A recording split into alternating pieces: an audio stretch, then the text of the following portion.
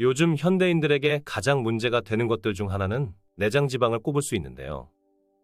신체 곳곳에 퍼져 피부를 구성하는 피하 지방과는 다르게 내장 지방은 복부 중심에 머물러 있다가 많이 쌓이게 되면 혈관을 타고 돌아다니면서 온몸의 염증을 활성화하고 인슐린 저항성을 유발해 심혈관 질환, 당뇨, 고지혈증 등의 위험을 높인다고 합니다. 그래서 우리는 이 내장 지방을 꼭 줄여야 하는데요. 오늘은 내장 지방 제거에 효과적인 사과와 같이 먹으면 더 효과를 볼 수 있는 음식에 대해 소개해 드리겠습니다.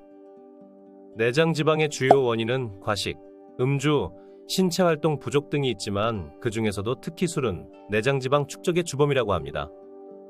우리는 나이가 들면서 체중도 늘어나고 자연스럽게 내장 지방도 계속해서 축적되게 되는데요.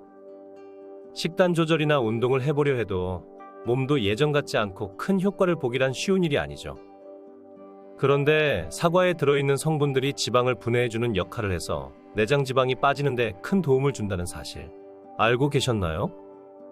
내장 지방은 물론이고 몸속에 불필요한 지방을 제거하기 위해서 사과를 먹는 건 아주 바람직한 방법이라고 할 수 있습니다. 하지만 사과는 먹는 방법에 따라 효과가 달라지기도 하는데요. 그냥 먹어도 좋지만 같이 먹으면 몸속 내장 지방을 불태우는데 효과적인 음식도 있습니다. 우리 몸속에 있는 지방은 두 가지 종류로 나눠지게 되는데 그것은 백색 지방과 갈색 지방입니다. 백색 지방은 몸속에 지방을 남겨서 살을 찌우는 원인이 되고 갈색 지방은 쌓인 지방을 불태워 체중을 감소시키는 역할을 합니다. 사람은 태어날 때부터 갈색 지방을 갖고 태어나는데요. 나이를 먹어가면서 몸속에 갈색 지방 비중이 줄어들게 되고 백색 지방 비중이 증가하게 되면서 그 결과가 특히 중년층에게 비만으로 나타나는 거죠. 그런데 사과 껍질에는 이 갈색 지방을 만드는 성분이 함유되어 있습니다. 그렇기 때문에 체중 감소를 목표로 몸속 내장 지방과 피하 지방을 없애기 위해서는 사과를 껍질째 섭취하는 것도 효과적이라고 할 수 있죠. 또한 사과 껍질이 허리와 엉덩이 살을 빼는데도 도움이 된다는 연구 결과도 있으니 사과를 껍질째 먹으면 내장 지방을 없애고 체중을 감소시키는 데 도움이 될 것입니다. 그럼 사과와 같이 먹으면 효과를 크게 늘려주는 음식은 무엇일까요? 그것은 바로 생강입니다. 생강에는 몸속 내장 지방을 불태우는 성분이 함유되어 있어 이 성분이 내장 지방을 만들어내는 세포를 억제시키기 때문에 생강을 사과와 함께 섭취하게 되면 내장 지방을 분해하는 효능이 2배 이상으로 올라가는 겁니다. 그래서 건강을 해치는 내장 지방은 제거해주고 몸속에 불필요한 지방이 생기는 것을 막아주는 것입니다. 우리는 나이를 먹을수록 몸속 지방이 축적되는 속도가 빨라져서 축적된 내장 지방으로 인해 체중이 증가하게 되는데요. 급격히 찌는 살로 인해 스트레스를 받으신다면 사과를 생강과 함께 드셔보시길 바랍니다. 사과와 생강을 같이 먹기 위해서는 사과를 발효액으로 만들어 먹는 것이 좋은데요.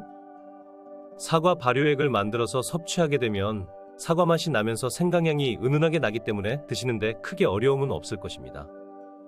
사과 발효액을 만드는 방법은 먼저 사과 2.5kg, 생강 30g, 설탕 150g, 생균흑초 500ml를 준비합니다. 그 다음 사과를 깨끗하게 세척하고 물에 10분 정도 담가 혹시 남아있을지도 모르는 농약 성분을 없애줍니다. 그리고 사과씨는 쏙 빼내고 나머지 사과를 껍질째 잘게 잘라줍니다. 생강은 흐르는 물에 흙을 씻어 껍질을 벗기고 여기서 생강도 썩은 생강은 넣지 않도록 주의해주세요.